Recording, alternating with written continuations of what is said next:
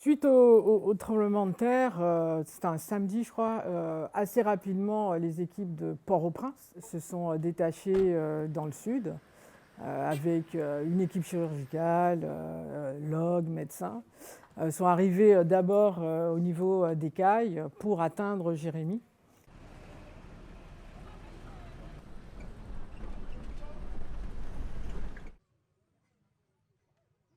Et très vite, on s'est, focalisé sur la prise en charge, des blessés, donc de la chirurgie, à la fois sur Jérémie, et sur les Cailles.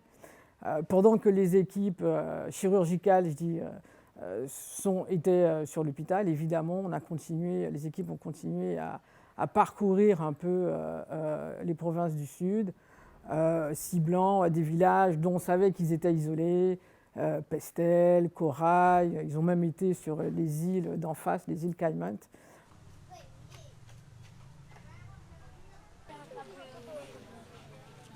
Aujourd'hui, on se rend compte qu'il y a eu, donc officiellement, il y a eu 2200 morts, avec des blessés lourds qui ont été obligés d'être pris à la fois en charge sur place. Très vite, certains blessés ont été aussi évacués sur Port-au-Prince, notamment sur l'hôpital de Tabar où on travaille. Une cinquantaine de patients ont été référés là-bas. On estime à peu près à 400, 450 le nombre de blessés sévères qui ont eu besoin d'être pris en charge chirurgicalement, et MSF, on en a traité à peu près 200.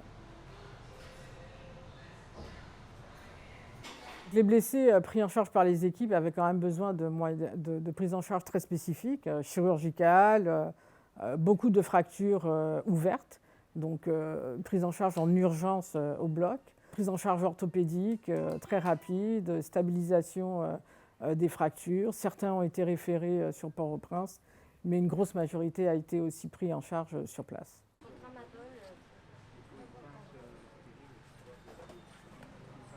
Aujourd'hui, 6 semaines à peu près après le tremblement de terre, nous sommes toujours présents sur l'hôpital des Cailles, où MSF travaille à peu près sur 70 lits hospitaliers, toujours un peu sur Jérémie. Voilà, on estime qu'on reste encore jusqu'au mois de novembre à assurer aussi le post-op des patients. Donc on a aujourd'hui des équipes aussi de physiothérapie, de kinés qui sont venus prêter main forte aux équipes pour continuer la prise en charge des patients, pour les éviter par exemple d'aller à Port-au-Prince se faire traiter, quoi.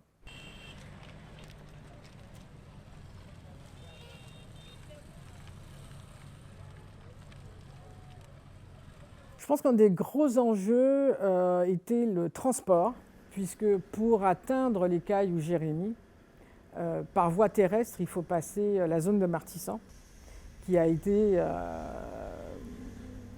victime de la guerre des gangs, et on sait que c'est une zone extrêmement volatile et très compliquée sécuritairement à passer. Donc soit il y a un acheminement par la route ou par air, et il a fallu quelque temps pour avoir à disposition soit des avions ou des hélicoptères.